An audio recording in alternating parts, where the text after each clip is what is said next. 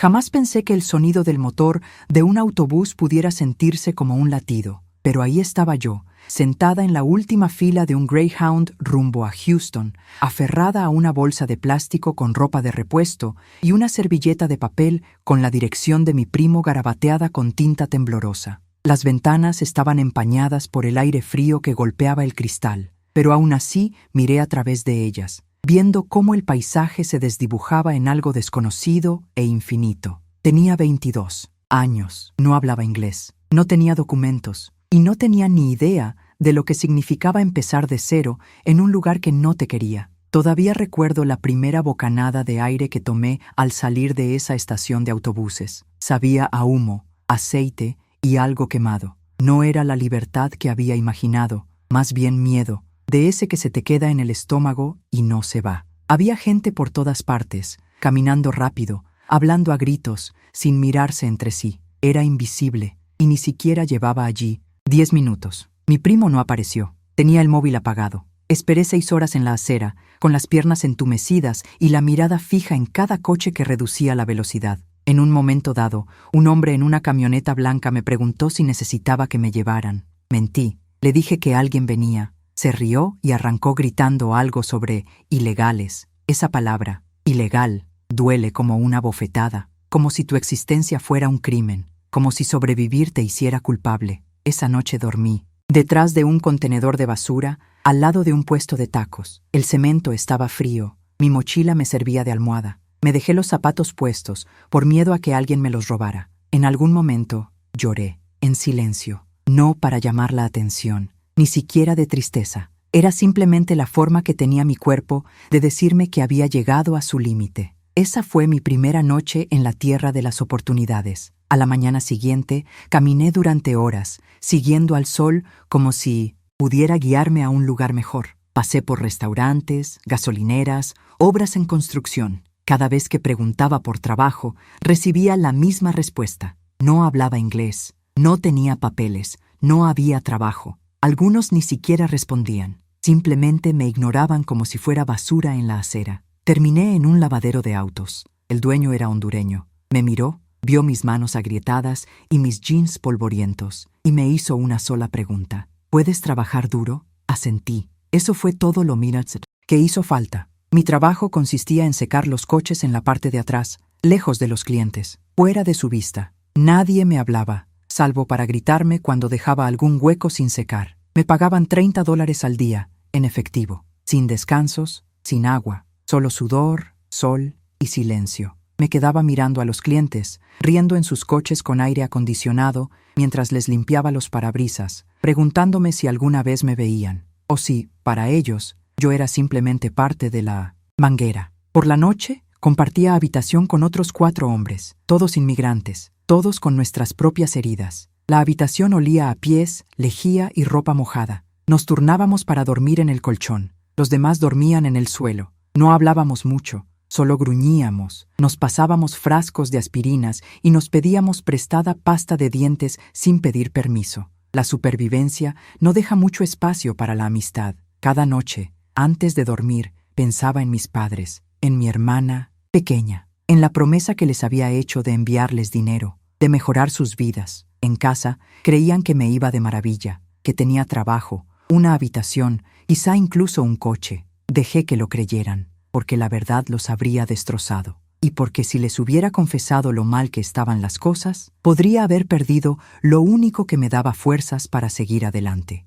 En esas primeras semanas, aprendí sobre el dolor más de lo que jamás creí posible. No solo el dolor físico, como las ampollas en los pies o la piel quemada por el sol que se me descamaba del cuello, sino el dolor de no ser nadie, de que te miren como si fueras peligrosa, de que la gente acerque sus bolsos cuando te sientas cerca de ellos en el autobús, de que los niños se rían de tu acento, de oír la palabra inmigrante como si fuera un insulto. Y aún así, a pesar de todo, resistí, porque tenía que hacerlo, porque regresar no era una opción, porque incluso la humillación era mejor que el hambre, porque creía que tal vez, solo tal vez, algún día este lugar me vería como un ser humano, no como un problema, no como una carga, solo como alguien que intenta vivir. Si alguna vez te has sentido invisible, como si por mucho que lo intentes, el mundo solo viera lo que no eres. No estás solo.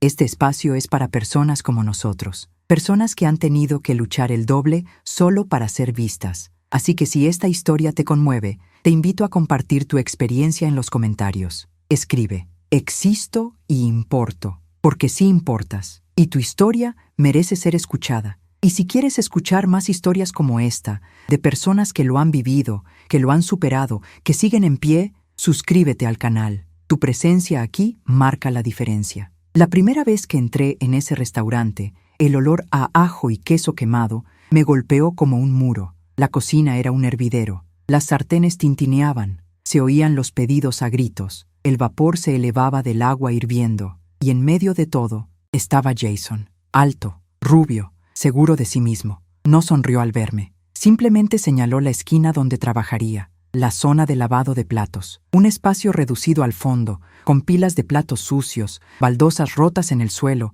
y un fregadero que nunca desaguaba bien. Ese era mi mundo ahora. Me dieron un delantal manchado con cosas que preferí no identificar. Ni una presentación, ni una bienvenida. Solo guantes y la orden de darme prisa. Lavé platos desde las 4 de la tarde hasta la medianoche. Tenía los dedos arrugados y en carne viva por el agua caliente y el detergente barato. Me dolía la espalda de estar de pie durante horas. Nadie me preguntó mi nombre. A nadie le importó de dónde era. Solo era: oye tú, o, peor aún, la lavaplatos. Jason se aseguraba de que lo recordara cada día. Era el típico jefe al que le gustaba verte sufrir. Si se me caía un plato, se lo anunciaba a todo el personal. Si iba lento, suspiraba ruidosamente y negaba con la cabeza como si le hubiera arruinado el día. Una vez, le pedí un descanso de 5 minutos. Me miró y me dijo: ustedes no tienen descansos, tienen suerte de estar aquí. En ese momento, me di cuenta de que no me veía como un trabajador, me veía como algo inferior. En la cocina también había más gente: cocineros, camareros, anfitriones. La mayoría me ignoraba. Algunos se reían cuando Jason hacía chistes sobre inmigrantes. Otros se unían. Estos tipos son como cucarachas, dijo una vez uno de los cocineros. Sobreviven a todo. Todos se rieron. Yo no. No porque no fuera gracioso, sino porque era cierto. Había sobrevivido a cosas peores, y sobreviviría a esto también. Pero sobrevivir no significa que no duela. Duele. Cada comentario mina tu espíritu. Cada saludo ignorado te recuerda cuál es tu lugar. Cada turno se sentía como una prueba que no podía superar. Y aún así, me presentaba cada día. Nunca tarde. Nunca falté. Porque este trabajo, por humillante que fuera, era lo único que separaba a mi familia del hambre. Lo irónico es que se me daba bien. Trabajaba rápido. Mantenía la cocina limpia. Incluso arreglé el fregadero roto una noche que inundó la zona de preparación. Pero nada de eso importaba. No para Jason. Para él, yo era solo otra inmigrante ocupando espacio. Se aseguró de que lo supiera. «Sabes que nunca te mudarás aquí, ¿verdad?», me dijo una vez mientras yo fregaba queso quemado de una bandeja. «Nadie quiere a un lavaplatos con acento al mando». Sonrió como si me hubiera hecho un favor. Al decir la verdad, quería creer que personas como Jason eran raras. Pero cuanto más trabajaba, más me daba cuenta de que simplemente decía lo que otros, por cortesía, no se atrevían a decir en voz alta. En una reunión de personal, el dueño bromeó una vez sobre contratar a más trabajadores indocumentados porque no se quejan y trabajan más. Todos rieron. Yo estaba al fondo, invisible, con una fregona en la mano. Pero no solo era invisible para ellos, me estaba volviendo invisible para mí misma. Dejé de mirarme en el espejo. Dejé de llamar tanto a casa. ¿Qué se suponía que debía decir? ¿Que pasaba mis días siendo tratada como una mancha? ¿Estaba empezando a creer que no valía nada más allá de lo rápido que podía limpiar una sartén? Mis compañeros tenían vida fuera del trabajo. Hablaban de escapadas de fin de semana, citas, aficiones. Yo no tenía fines de semana. No tenía citas. Mi afición era sobrevivir. Después de cada turno, volvía a casa a oscuras, contando las monedas en el bolsillo, esperando tener suficiente para arroz y huevos. Mis dedos aún olían a lejía. Mi camisa estaba empapada en grasa, pero ya me había acostumbrado. El dolor se vuelve normal cuando no te queda otra opción. Una noche, vi a Jason en el bar con un grupo de amigos. Yo estaba sacando la basura. No se percató de mi presencia. Se reía, contando una historia sobre el inmigrante gracioso de la cocina. Sabía que hablaba de mí. Lo vi en su rostro, y por un instante sentí algo cambiar dentro de mí. No rabia, ni siquiera tristeza, solo vacío. La comprensión de que, para él, yo no era una persona, era el remate de una broma. Jamás me defendí, ni una sola vez. No por debilidad, sino porque defenderme significaba arriesgarlo todo. Una llamada a inmigración, una denuncia falsa. Eso era todo lo que hacía falta. Gente como Jason lo sabía. Por eso dijeron lo que dijeron. Sabían que no podíamos permitirnos responder, pero lo recuerdo todo. Cómo me miraban, cómo se reían, cómo fingían que no existía hasta que necesitaban limpiar algo. Lo recuerdo todo, y lo cargaba como un lastre en el pecho, pesado, constante. Pero un día, ese lastre construiría algo más fuerte. Aún no lo sabía, pero estaba por llegar. Si alguna vez te han hecho sentir menos por tu origen, tu acento, tu color de piel, tus raíces, tu historia importa, compártela conmigo. Deja un comentario con la frase «Mi dignidad no es negociable», que su voz resuene más fuerte que su crueldad. Y si crees que estas voces merecen ser escuchadas, suscríbete al canal. Juntos, estamos construyendo algo que no podrán ignorar. Todo empezó con algo sencillo. Una taza de café junto al fregadero. Una breve sonrisa en medio del caos.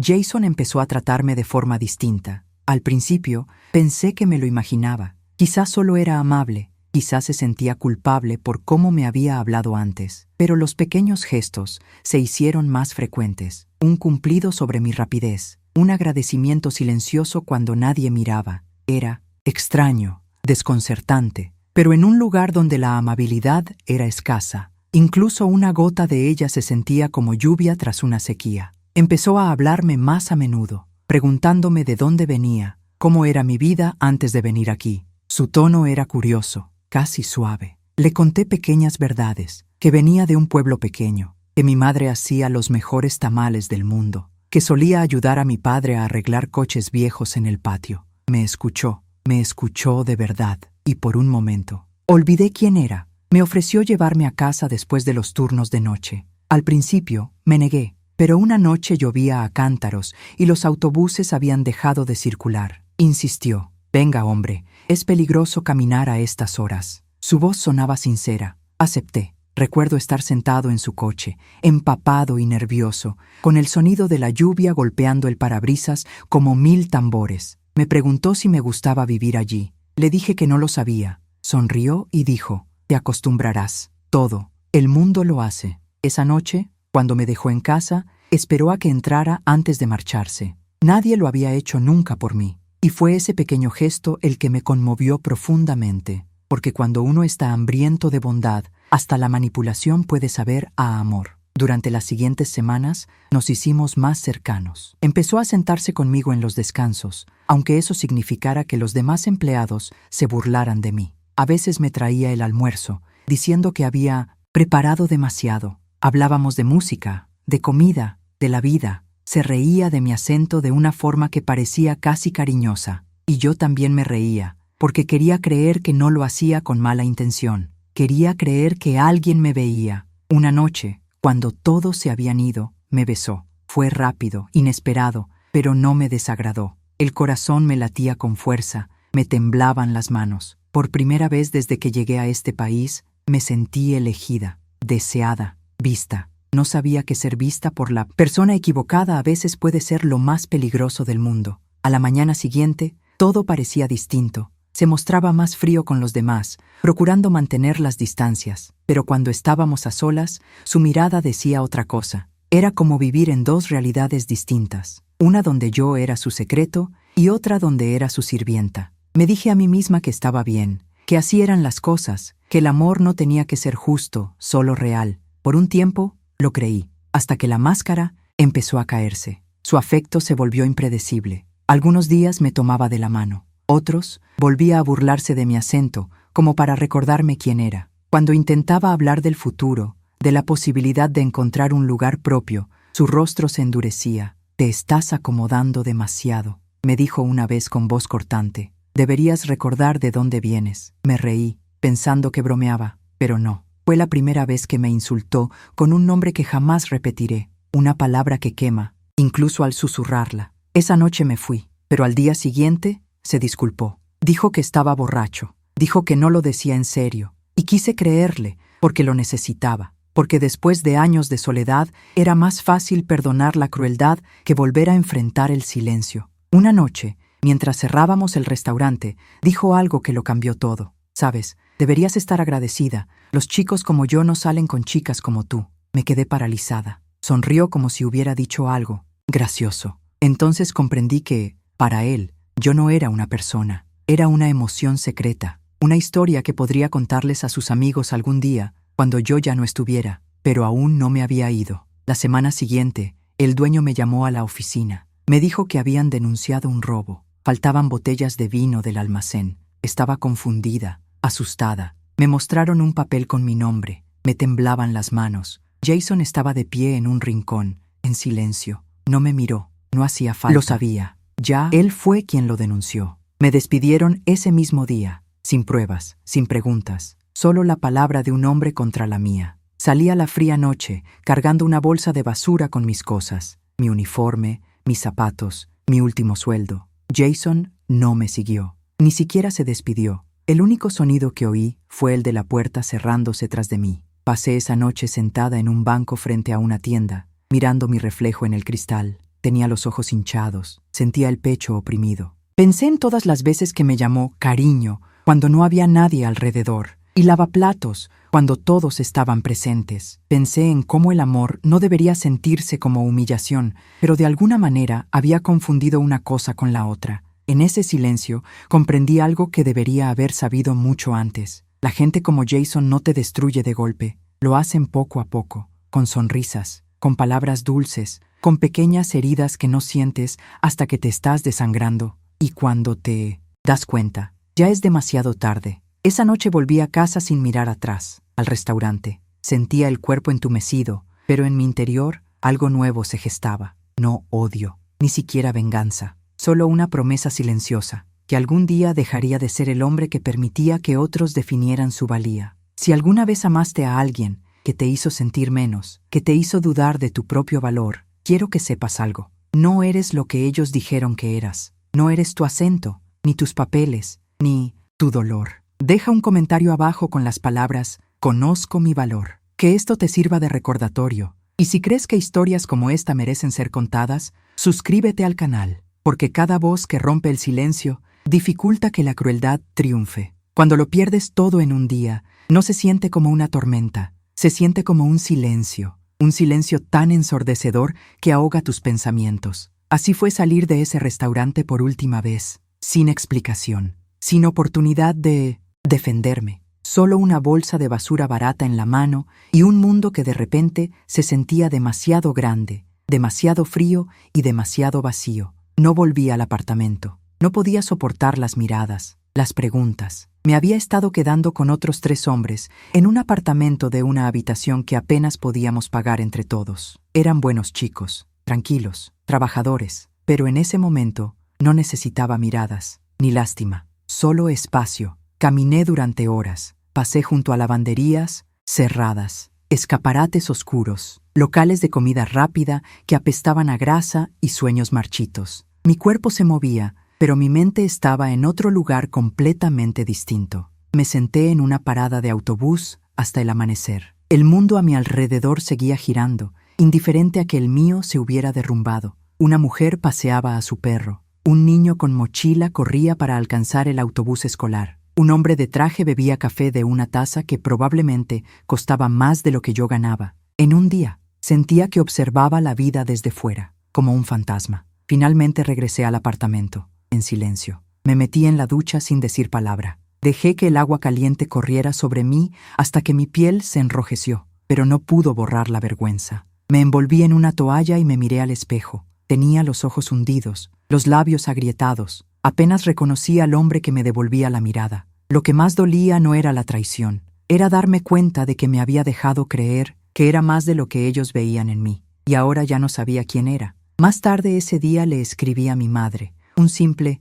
«Estoy bien, el trabajo es duro». Me respondió con mensajes de voz como siempre. Me decía que comiera bien, que ahorrara, que no olvidara rezar. Los escuchaba con los ojos cerrados, imaginando su voz resonando en nuestra pequeña cocina de casa, el olor a masa cocinándose, las risas de mis sobrinos de fondo. Quería creer que ese lugar aún existía para mí, pero incluso eso se sentía lejano ahora. Durante los días siguientes intenté encontrar trabajo. Entré en restaurantes, gasolineras, almacenes. Dije que tenía experiencia. Dije que podía empezar de inmediato. La mayoría ni siquiera me dejó terminar. Algunos me pidieron papeles. Otros simplemente me miraron de arriba a abajo y dijeron que no estaban contratando. Un hombre se rió y dijo: «Ya tenemos demasiados como tú». No pregunté a qué se refería. Ya lo sabía. Por las noches me quedaba callada en el apartamento. Mis compañeros lo notaron. Uno de ellos, Pedro, me preguntó si estaba bien. Asentí,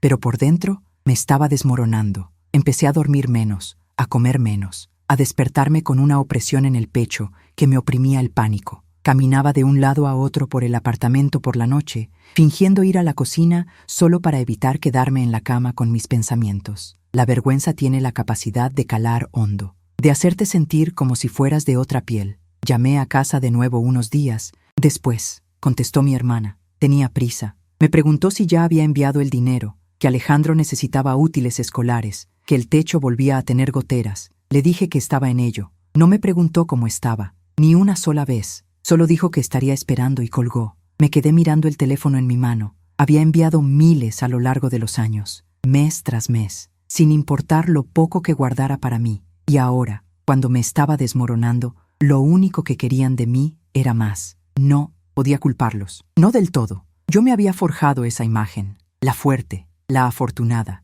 la que lo había logrado. Nunca les conté de las noches en que lloraba hasta quedarme dormida en el suelo, de los días en que me saltaba comidas para enviar dinero, de la humillación que soportaba a diario solo para seguir adelante. Hice que pareciera fácil, y ahora creían que lo era, que ese dinero provenía de los árboles y no de la sangre. Volví a saltarme comidas, esta vez no por gusto, sino por necesidad. Racionaba el pan y las latas de frijoles. Dejé de tomar el autobús y empecé a caminar, aunque eso significara recorrer kilómetros bajo el calor texano. Buscaba trabajos ocasionales en las esquinas, compitiendo con decenas de hombres desesperados por cualquier cosa. Casi todos los días volvía con las manos vacías, quemado por el sol, agotado, avergonzado. Entonces, un día, volví a ver a Jason. Caminaba cerca del centro comercial donde estaba el restaurante. Era ya tarde. El sol comenzaba a ocultarse, tiñendo el cemento con una luz dorada.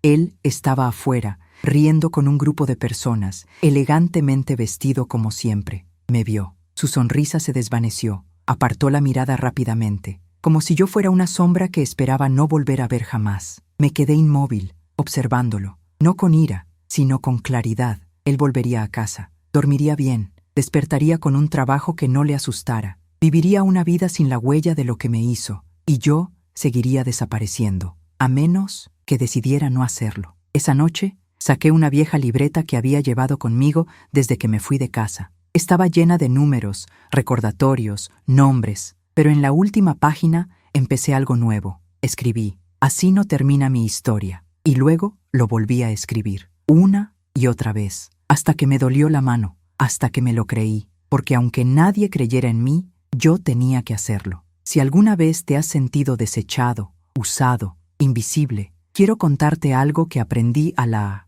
fuerza. Tu valor no se mide por los trabajos que pierdes ni por las personas que te abandonan. Tu valor no está ligado a tu silencio ni a tu sufrimiento. Si te identificaste con esta parte de la historia, deja un comentario que diga: «No soy desechable». Dilo por ti. Dilo por todos aquellos a quienes alguna vez les han dicho que valían menos. Y si quieres formar parte de un espacio donde se honran estas verdades, suscríbete a este canal. Aquí eres visto, eres escuchado, perteneces. El día en 1960 que mi vida empezó a cambiar no se sintió como un milagro. Empezó como cualquier otro, caluroso, lento y desesperanzador. Estaba sentado en la acera frente a un supermercado, abrazando mis rodillas, viendo cómo una madre apartaba a su hijo de mí, como si la pobreza fuera contagiosa. Tenía $10, sin trabajo, sin dignidad que vender. No había comido nada sólido en 2 días, solo agua del grifo y un orgullo que se tragaba en silencio.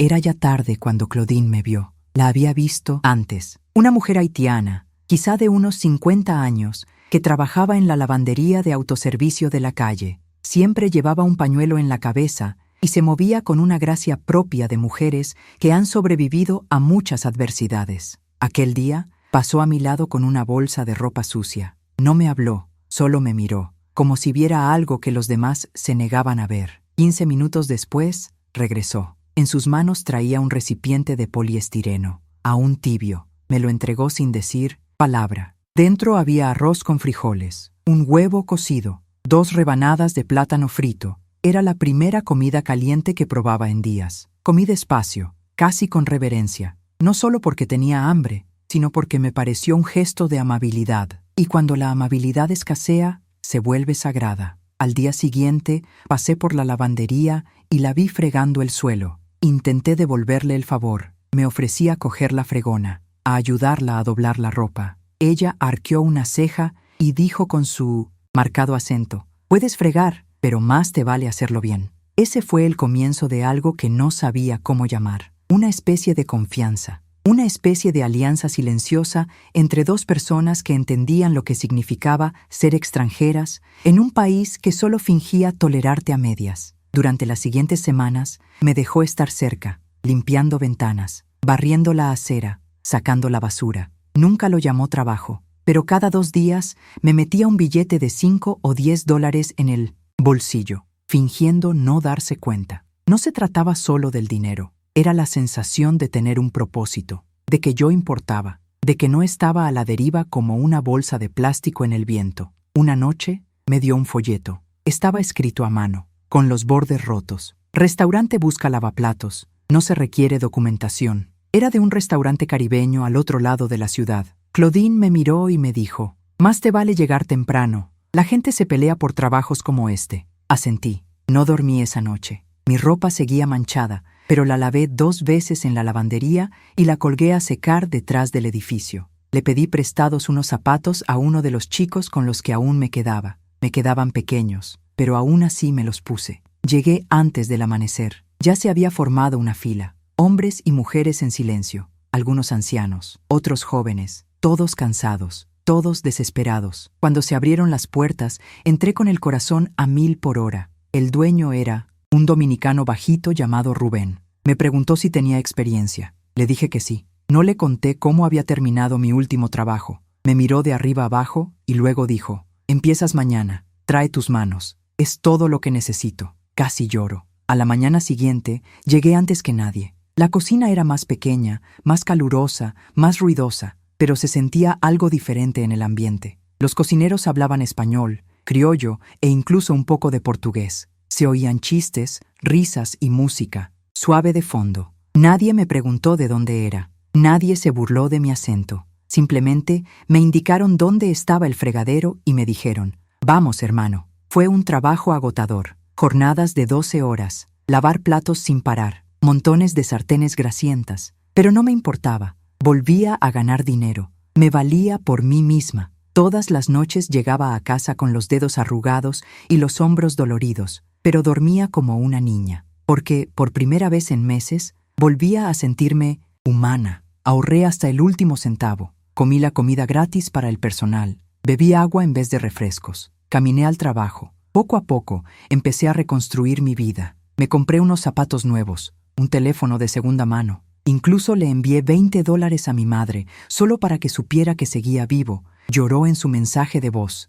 Dijo que Dios debía estar cuidándome. Yo también quería creerlo. Un sábado, Claudine vino con una cesta de comida: pan, pollo, plátanos. No dijo nada, simplemente me la dio y se marchó. Así era ella, sin sermones, sin lástima, solo acción. Me enseñó más sobre la dignidad que cualquier sermón. Una tarde, después de un largo turno, me quedé ayudando a uno de los cocineros a preparar la comida del día siguiente. Me preguntó por qué trabajaba tanto. Le dije la verdad, que me habían pisoteado, que me habían mentido, que me habían hecho sentir como basura, y que cada plato que lavaba era una forma de aliviar un poco ese dolor. Asintió. Luego dijo algo que jamás olvidaré: «Ellos no deciden quién eres. Tú, sí». Esa noche, volví a casa con la cabeza más alta de lo habitual. Las farolas parecían menos intensas, la ciudad menos cruel. Pasé por delante del antiguo restaurante donde trabajaba. Jason no estaba, pero me quedé un rato al otro lado de la calle, simplemente mirándolo. No con odio, ni siquiera con tristeza, solo con claridad. Esa etapa de mi vida había terminado y la había superado. Si alguna vez alguien te tendió la mano cuando estabas en tu peor momento, sin pedir nada a cambio, honra ese momento. Comparte tu gratitud en los comentarios, escribiendo «La bondad me salvó». Y si crees en historias que dicen la verdad sin vergüenza, que ofrecen luz incluso en los momentos más oscuros, suscríbete a este canal. Aquí importas, aquí nunca estás solo. Los días empezaron a difuminarse. Trabajo, sueño, trabajo, sueño. Un ritmo de supervivencia que dejaba poco espacio para los sueños, pero sí el justo para la esperanza. No falté ni un solo turno, ni siquiera cuando tenía los pies llenos de ampollas o sentía que la espalda se me iba a partir. Tenía miedo de que, si me detenía, aunque solo fuera un instante, todo lo que había empezado a reconstruir se derrumbaría. Así que aguanté cada dolor, cada gota de sudor, cada momento en que quería gritar,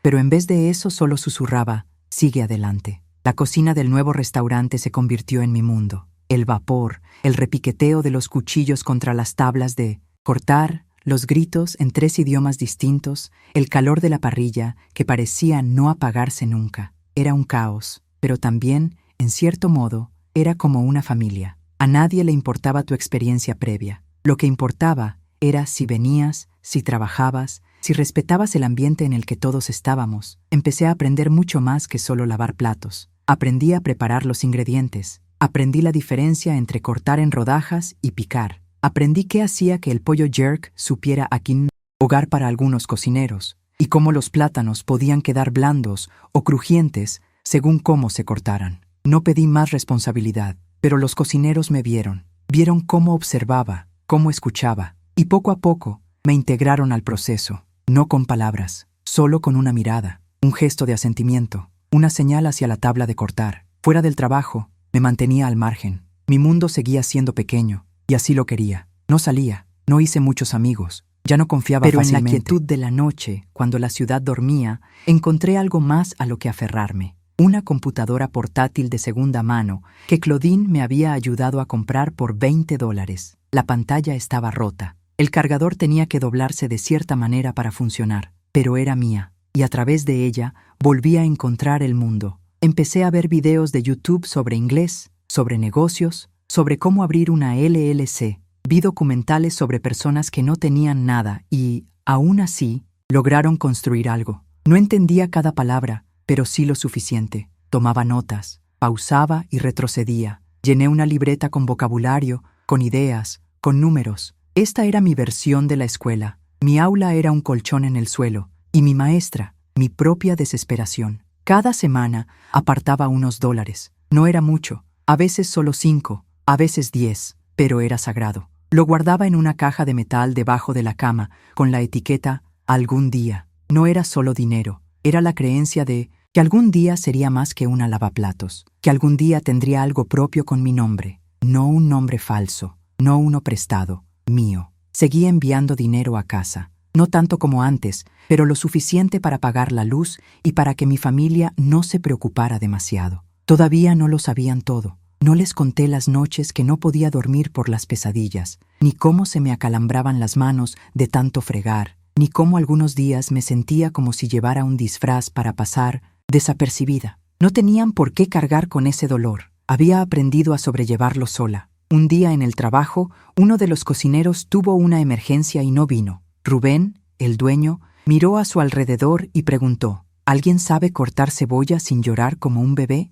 Levanté la mano. Todos se rieron, pero de todas formas me dio un cuchillo. Ese día, no solo lavé platos, piqué cebolla, pimientos y ajo. Ayudé a sazonar el arroz. Trabajé junto al jefe de cocina y al final del día, Rubén me dio una palmada en la espalda y me dijo, «Lo hiciste bien». Esa noche, volví a casa con los brazos doloridos y los ojos irritados por el jugo de cebolla, pero con una pasión ardiente. Una pasión que me decía, quizá ya no era invisible, quizá me estaba convirtiendo en algo más. Empecé a levantarme más temprano, a llegar al trabajo antes que nadie, a ayudar a limpiar la zona de preparación, a hacer preguntas, a observar las manos, no solo a escuchar palabras. Mi inglés mejoraba, mi confianza también, no porque el mundo hubiera cambiado, sino porque había dejado de esperar permiso para crecer. Empecé a anotar todo lo que aprendía, ¿Cuánto tiempo debía marinar el pollo? ¿A qué temperatura el arroz quedaba esponjoso? ¿Qué productos de limpieza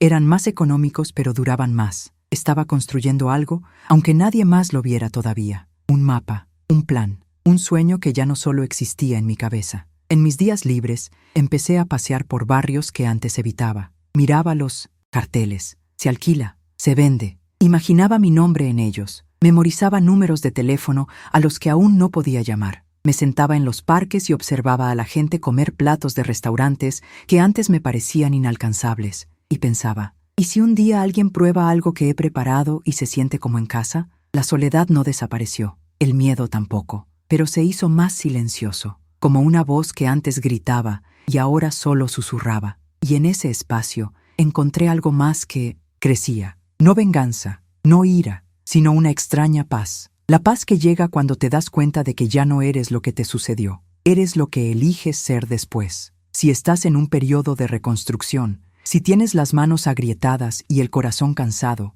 pero sigues en pie, sigues soñando, deja un comentario que diga, estoy creciendo en la oscuridad, que eso te sirva de recordatorio. Y si esta historia resuena con esa parte de ti que se niega a rendirse, suscríbete a este canal, porque tu camino importa, tu fortaleza importa. Y cada paso que das hacia adelante es una historia que merece ser contada. Hay algo sagrado en la quietud de las horas previas al amanecer. La ciudad aún duerme, las calles respiran lentamente. Fue entonces cuando empecé a sentirme más cerca de mí misma, cuando el ruido del mundo se desvaneció y solo quedó el sonido de mis pasos sobre el concreto y el suave murmullo de la esperanza que susurraba que tal vez las cosas estaban a punto de cambiar. Empecé a ir al mercado local todos los domingos, no para comprar, sino para observar, para estudiar cómo funcionaban los pequeños negocios, cómo se movían las personas, qué vendían, cómo se dirigían a los clientes. Algunos vendedores sabían que no estaba allí para comprar. Me veían al fondo, libreta en mano,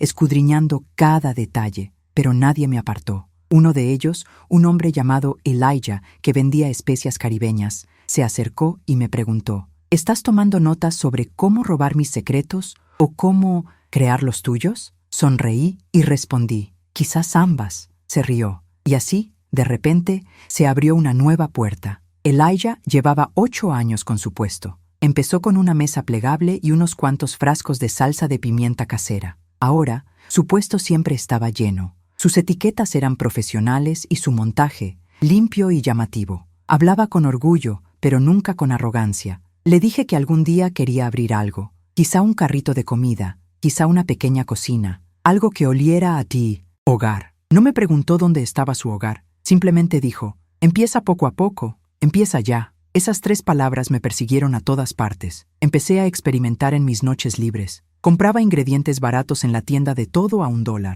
Arroz, harina, aceite, frijoles, todo lo que pudiera aprovechar. Usaba la cocina de Claudine cuando no estaba. Probaba mezclas de condimentos. Anotaba las medidas. Cometía errores y también los anotaba. Trataba esa pequeña estufa como si fuera una cocina de $1.000.000, porque para mí lo era. Primero hice empanadas, luego tamales, después pollo jerk, inspirado en los cocineros con los que trabajaba. Guardé las sobras en recipientes de plástico y se las di a mis compañeros al día siguiente. Pruébenlo, les decía, fingiendo que no era una prueba, pero lo era. Observaba sus rostros, escuchaba sus reacciones, cada asentimiento, cada sonrisa, cada «caramba, qué rico», era como respirar. Una de las camareras del trabajo, una dominicana llamada María, probó un bocado de mi arroz y me preguntó, ¿por qué sigues ahí lavando platos? Me reí, pero esa pregunta me caló hondo, porque sabía la respuesta. Miedo, falta de papeles, falta de dinero, pero sobre todo, el peso de una creencia que había cargado durante demasiado tiempo, que alguien como yo no tenía derecho a soñar en grande. Pero algo estaba cambiando. Cada halago erosionaba esa vieja creencia. Cada envase vacío que me devolvían me recordaba que mis manos servían para mucho más que fregar, que podían crear, que podían construir, que podían alimentar. Elijah me invitó a ayudarle en el mercado un domingo. Llegué temprano, le ayudé a descargar, observé cómo montaba su puesto. Habló de permisos, tasas de venta, inspecciones sanitarias. Cosas que antes me parecían abrumadoras, ahora empezaban a parecerme posibles. Complicadas, sí, pero no imposibles. Incluso me dejó llevar una pequeña bandeja de empanadas para regalar. Solo muestras, solo para que vieran. Al mediodía, ya se habían marchado. La gente preguntaba dónde podían comprar más. Todavía no tenía respuesta. Pero sus preguntas me dieron una idea. Un vendedor, 2 puestos más allá, me dio un folleto de un taller comunitario sobre cómo iniciar pequeños negocios de comida. Me inscribí esa misma noche. Era gratis. Se impartió en la biblioteca pública. Me senté al fondo con una libreta y absorbí cada palabra como si fuera oro. Aprendí sobre seguridad alimentaria, imagen de marca y precios. Aprendí cómo registrar un negocio en Texas incluso sin residencia permanente, que había comedores comunitarios que podía alquilar por horas, que existían subvenciones para emprendedores inmigrantes. Volví a casa con la cabeza dando vueltas y el corazón acelerado. No dormí esa noche. Me quedé despierta diseñando un logotipo en una página web gratuita y viendo vídeos sobre cómo redactar un plan de negocios. Todavía parecía irreal, pero también más cerca que nunca. Claudine lo notó. Dijo que caminaba diferente, que tenía una postura más erguida. Ni siquiera me había dado cuenta hasta que lo dijo. Había cargado con tanta vergüenza durante tanto tiempo que había olvidado lo que se sentía al estar de pie sin disculparme por ocupar espacio. Llegó entonces el día que marcaría el verdadero comienzo. Rubén, el dueño del restaurante, me apartó después de mi turno y me preguntó si quería encargarme del almuerzo los martes. Solo 1 hora. Solo para el personal. De todas formas, siempre estás cocinando ahí, me dijo. Más vale que lo paguen ellos. Pensé que bromeaba. No. Me dijo que podía quedarme con todas las propinas. Usar la cocina, probarlo, sin presión. El martes siguiente preparé arroz con pollo y frijoles negros. Los serví en bandejas de aluminio con tenedores de plástico. No miré a nadie mientras comían. Simplemente me quedé cerca del fregadero, fingiendo limpiar. Pero cuando oí el primer «Oye, esto está buenísimo», casi me caigo de la emoción. No porque me sorprendiera, sino porque, por primera vez, me permití creer que merecía ese halago. Las propinas llegaron en billetes doblados y apretones de manos. No fue mucho, quizás $60 en total, pero se sintió como 1.000.000. Esa noche llegué a casa y escribí en mi cuaderno: «Esto es el comienzo». Lo seguí haciendo cada semana. Las comidas mejoraron. Más gente se unió. Rubén empezó a bromear con añadir un plato al menú, pero yo aún no estaba preparada para eso. Seguía construyendo, seguía aprendiendo, seguía sanando, pero yo seguía avanzando, hacia adelante. Por fin, si tienes un don que has enterrado por el miedo, si hay algo dentro de ti esperando despertar, dilo en los comentarios con las palabras «Estoy construyendo algo real». Y si quieres seguir recorriendo este camino conmigo, a través de todos los obstáculos y todos los milagros, suscríbete a este canal. Juntos nos levantamos, una historia a la vez. Entré temprano a la oficina esa mañana. Todavía me dolían los brazos del turno de la noche anterior. Había fregado casi 100 sartenes hasta que se me pusieron los dedos en carne viva y rosados. Pero había algo nuevo en el ambiente. No el temor habitual, sino un cambio sutil. El dueño, Rubén, estaba sentado detrás de su escritorio esperándome. No se rió. No negó con la cabeza. Simplemente me miró y me preguntó si quería encargarme del almuerzo del martes para el personal. Sentí un vuelco en el estómago. No porque pensara que no podía, sino porque me di cuenta de lo importante que era ese momento. Todas esas noches, sobreviviendo a duras penas, todo el miedo constante a que alguien notara que no pertenecía allí, todo había culminado en esto. Ese martes llegué temprano. La estación estaba impecable. Preparé los ingredientes: arroz, muslos de pollo, frijoles negros, ajo, comino, cilantro fresco. La cocina olía diferente cuando yo estaba al mando. Olía a algo prometedor. Los trabajadores fueron entrando, sin esperar nada especial para el almuerzo. Se sentaron, colocaron sus bandejas y me miraron desde un extremo de la sala. No hablé mucho, cuidé mis palabras, pero dejé que la comida hablara por sí sola. Sazoné el arroz con esmero, doré el pollo hasta que la piel quedó crujiente. Revolví los frijoles lentamente. Los serví todo en bandejas de aluminio, porque era lo que teníamos. Y cuando la primera persona probó su comida y asintió, sentí algo que había olvidado: orgullo. Uno de los camareros se acercó y dijo que alguien le acababa de preguntar de dónde venía el nuevo plato. «Oye, tío», dijo, «esto está buenísimo. Lo oí a mis espaldas, como una ola. Casi no me giré. No hacía falta. Sabía lo que significaba. Por primera vez, alguien ajeno a mi círculo me reconocía no como el lavaplatos, no como el inmigrante del que nadie espera mucho, sino como la persona que había cocinado algo que querían comer. Esa noche llegué a casa y escribí: "Este es el comienzo", en mi cuaderno. En ese momento me sentí un poco arriesgada porque aún me quedaba mucho camino por recorrer. Todavía tenía que pagar el alquiler. Todavía me preocupaban los papeles. Todavía me despertaba temblando a veces. Pero por primera vez me permití creer que ya no solo estaba cubriendo gastos. Estaba avanzando poco a poco. Las siguientes semanas seguí haciéndolo. El almuerzo de los martes se convirtió en un ritual silencioso. El menú mejoró. La gente empezó a preguntar con antelación qué iba a preparar. Algunos cocineros me bromeaban sobre añadir chef a mi puesto. Me reía, porque había un giro inesperado. Seguía lavando platos, seguía cargando con los suministros, seguía siendo el tipo al que nadie prestaba atención. Pero en el mismo turno creaba algo que la gente señalaba y por lo que preguntaba. Esa dualidad era pesada, pero aprendí a sobrellevarla. En esas semanas empecé a notar pequeños cambios. El jefe de cocina me pidió que preparara una tanda de pollo jerk porque la última vez me había salido muy bien. Pasé un sábado libre viendo vídeos de YouTube sobre técnicas de marinado y presentación. Aprendí a emplatar rápidamente. Pedía prestados platos del restaurante cuando no los usaban. Practiqué cómo colocar el pollo, el arroz, los frijoles y el cilantro en capas. Practiqué hasta que ya no me importaba quedarme hasta tarde. Practiqué porque quería marcar la diferencia.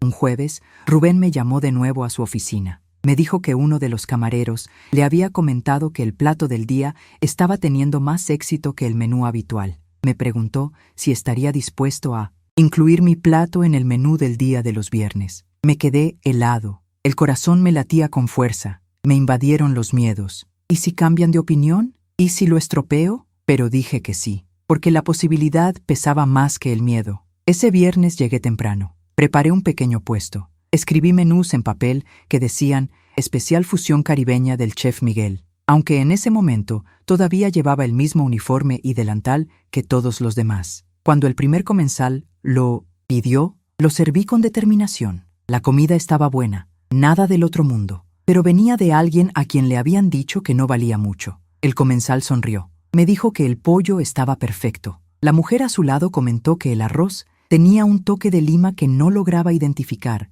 y que le gustaba. Los observé, los escuché. Su satisfacción fue mi confirmación. En la parte de atrás del restaurante pasó Jason. Me miró de reojo. Su mirada no decía nada, pero sentí cada palabra que cayó. Me vio de pie en la cocina, no entre bastidores, y ya no era invisible. La incomodidad entre nosotros oscilaba entre la frialdad y la curiosidad, pero no aparté la mirada. Seguí caminando. Esa noche, de camino a casa, me di cuenta de algo importante. El éxito es más silencioso de lo que creía. El momento en que demuestras tu valía no llega con trompetas. Llega con un gesto de asentimiento, una pregunta. ¿De dónde surgió esto? Llega cuando te das cuenta de que tú eres la respuesta. Y yo aún no había llegado ahí, pero estaba más cerca, mucho más cerca. Si alguna vez te han dicho que nunca triunfarás, te debes a ti mismo forjar tu propio camino. Escribe en los comentarios: yo creo mi propio valor.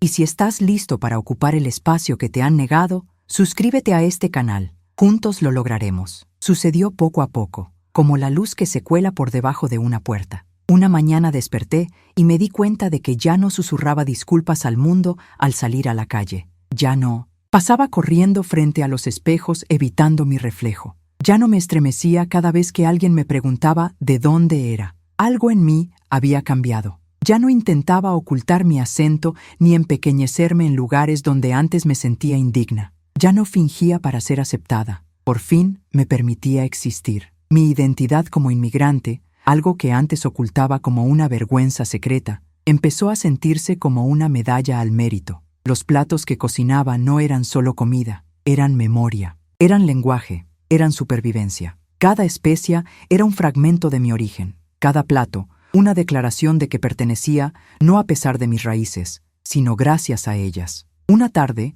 llevé un plato nuevo para el almuerzo del personal, pastelitos rellenos de plátano maduro y queso, un guiño a mi infancia. Al ponerlos en la mesa, esperaba tal vez algunos cumplidos amables, pero sucedió algo inesperado. María, una de las meseras, les dio un mordisco y cerró los ojos. Luego susurró: «Sabe a los de mi abuela». Ese fue el mayor halago que pude haber recibido. No porque le gustara, sino porque la transportó a un lugar seguro, a un lugar sagrado. Fue entonces cuando lo comprendí. La comida no solo nutre el cuerpo, sana, conecta, nos recuerda que venimos de algún lugar, incluso cuando nos hacen sentir que no pertenecemos a ningún sitio. Empecé a incluir notitas escritas a mano con la comida, frases cortas en español, refranes que decía mi madre, letras de canciones antiguas. Un día escribí: «Ser raíz es resistir». Rubén se dio cuenta. Me preguntó qué significaba. Se lo expliqué. Asintió y me dijo: «Pon eso en tu tarjeta de presentación cuando abras tu negocio». Me reí, pero esa noche abrí mi cuaderno y lo anoté,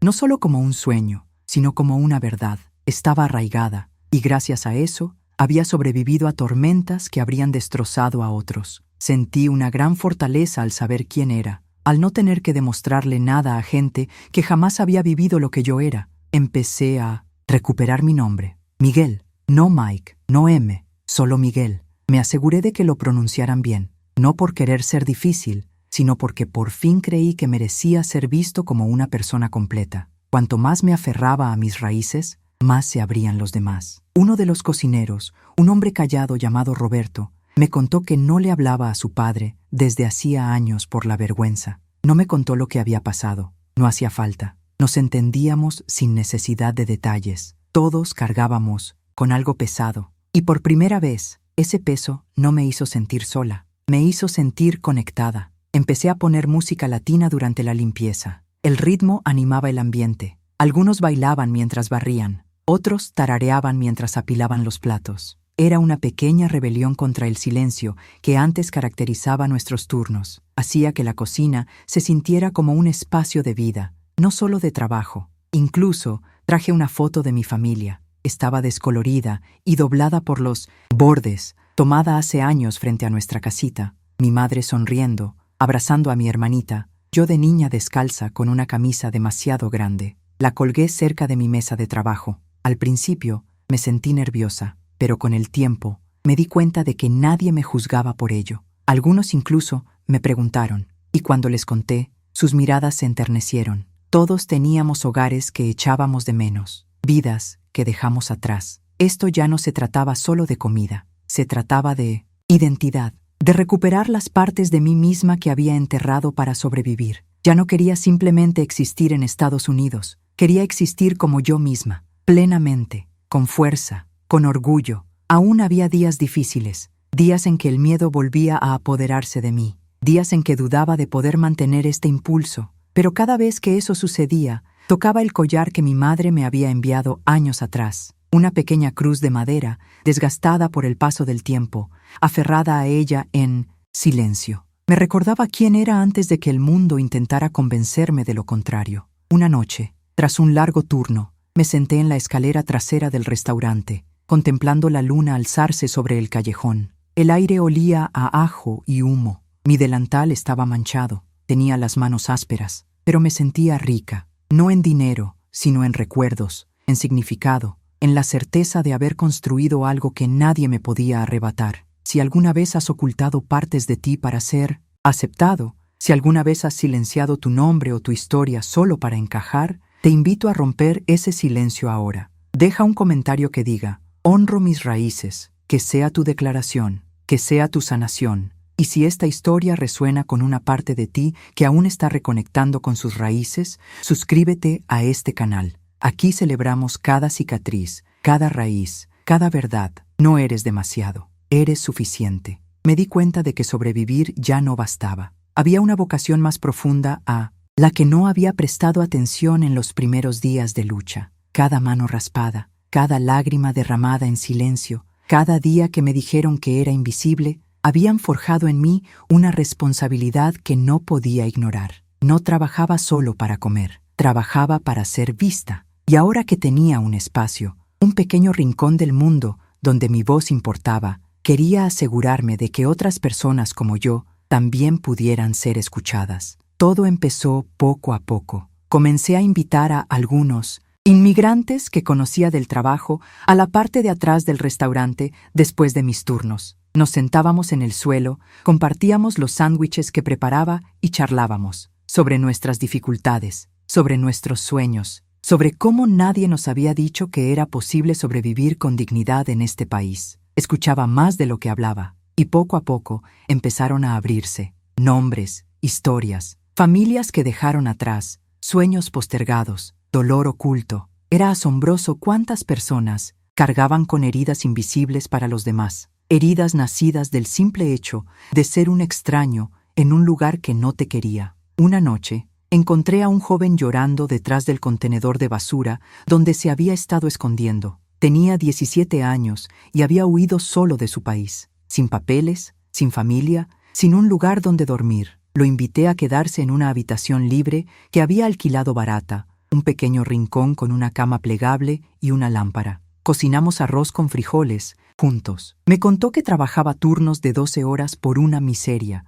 que su jefe lo amenazaba con llamar a inmigración. Le dije que esa no era la vida que tenía que aceptar. No le prometí que sería fácil, pero le prometí que no lo enfrentaría solo. Esa noche, durmió en una cama de verdad por primera vez en meses, y me di cuenta de que podía transformar la supervivencia en algo más significativo. Podía transformarla en refugio. Comencé a conectar con organizaciones comunitarias locales. Había organizaciones sin fines de lucro que desconocía, programas que ofrecían asesoría legal gratuita, clases de inglés como segundo idioma, cajas de alimentos de emergencia y pequeñas subvenciones para emprendedores. Me convertí en un puente, una traductora, una guía. Acompañé a la gente a las oficinas municipales, ayudé a rellenar formularios, expliqué cartas complicadas de propietarios y bancos. Cada logro, por pequeño que fuera, se sentía como una victoria contra el sistema que había intentado borrarnos. Una victoria no solo para ellos, sino para cada versión de mí misma que había sido ignorada o humillada. Un sábado organizamos una pequeña cena improvisada. Cada uno preparó algo típico de su país: griot haitiano, pupusas salvadoreñas, tamales mexicanos, pastelitos dominicanos. Yo dirigí la cocina, coordinando los platos y enseñando a los demás cómo presentarlos y servirlos. Vinieron más de 50 personas, comieron, rieron y compartieron historias. Algunos lloraban, otros abrazaban a desconocidos que se habían convertido en amigos. Miré a mi alrededor y sentí un propósito que nunca antes había experimentado. Esto era más que comida. Esto era comunidad. Esto era sanación. También empecé a ser mentor de algunos de los empleados más jóvenes del restaurante. Les enseñé las técnicas que había aprendido. Les conté mis errores. Les mostré que no bastaba con ser buenos en la cocina, sino que la perseverancia en el aprendizaje y el crecimiento podía cambiar su rumbo.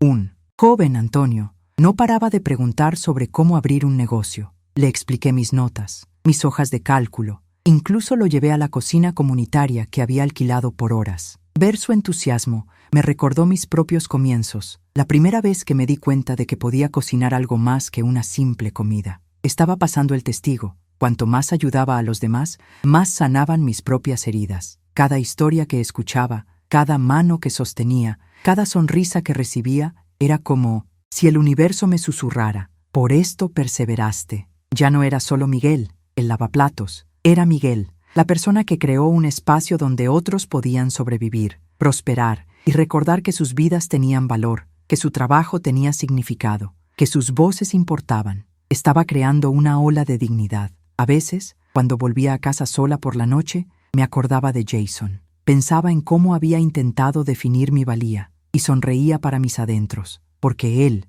no tenía ni idea de lo que estaba construyendo y no necesitaba que lo viera. Mi vida había cambiado. Mi propósito había cambiado. Ya no esperaba la aprobación de quienes habían intentado borrarme del mapa. Se la daba a quienes les habían dicho que no la merecían. Si alguna vez has querido ayudar a alguien cuyo dolor refleja el tuyo, cuya lucha te recuerda tu pasado, deja un comentario que diga: ayudo a otros a superarme. Que sea una promesa, que sea una acción. Y si quieres acompañarnos mientras seguimos creando espacios donde la dignidad y la supervivencia se encuentran, suscríbete al canal. Cada historia compartida, cada mano extendida y cada vida tocada hace del mundo un lugar un poco menos cruel y mucho más humano. Esa noche, el restaurante estaba tranquilo. Ya se habían servido los últimos pedidos. El tintineo de los platos se apagaba lentamente y el zumbido de los refrigeradores era el único sonido que quedaba en la cocina. Me apoyé en el mostrador, con las manos aún húmedas de la limpieza,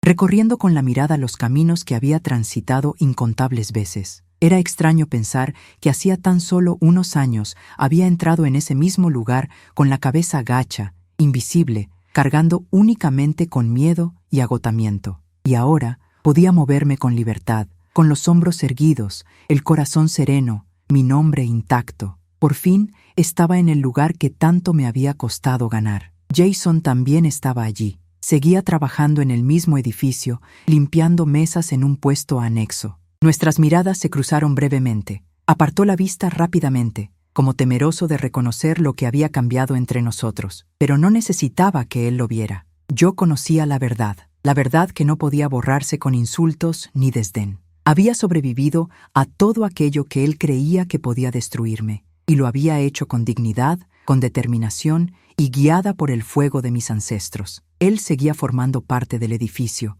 pero yo ya no formaba parte de su historia. Yo era la mía. Pasé junto a él en silencio y sentí cómo el peso de cada lucha se aliviaba un poco más. Todas esas noches que pasé con frío y hambre, todos los días que soporté la humillación, todos los momentos en que creí que no valía nada, me habían traído hasta aquí, no a la venganza, no al dominio, sino a una vida recuperada. Había aprendido que la victoria no consiste en ver a otro humillado. La victoria consiste en mantenerse firme mientras el mundo intenta doblegarte. La victoria consiste en crear algo perdurable en un espacio que una vez buscó borrarte del mapa. Me giré hacia la cocina y observé al equipo. Estaban ocupados preparando todo para el día siguiente. Algunos bromeaban, otros tarareaban en voz baja, otros se concentraban intensamente en picar y remover. Y me di cuenta de que lo que había creado no era solo una pequeña oportunidad para mí. Era un lugar donde otros también podían crecer, donde los jóvenes inmigrantes podían ver que la perseverancia importa, donde la gente podía saborear el orgullo y la memoria impregnados en cada plato, donde la supervivencia podía transformarse en propósito. Me había convertido en un puente, un maestro, un guía y un testigo de vidas que se reescribían junto a la mía. La ciudad afuera estaba llena de vida. Las luces parpadeaban en las calles. El zumbido lejano del tráfico se colaba por las ventanas de la cocina. Y pensé en todos los que habían marcado mi camino. Claudine, con sus silenciosos gestos de bondad. Rubén, quien me dio la oportunidad de liderar. Elías, quien me enseñó la importancia de empezar poco a poco. Cada compañero de trabajo que había compartido su historia conmigo. Cada acto de generosidad, por pequeño que fuera, me había acercado a la persona que soy ahora. Cada desafío, cada insulto, cada noche de duda había forjado mi resiliencia, y sabía que no era solo mi historia, era la historia de incontables personas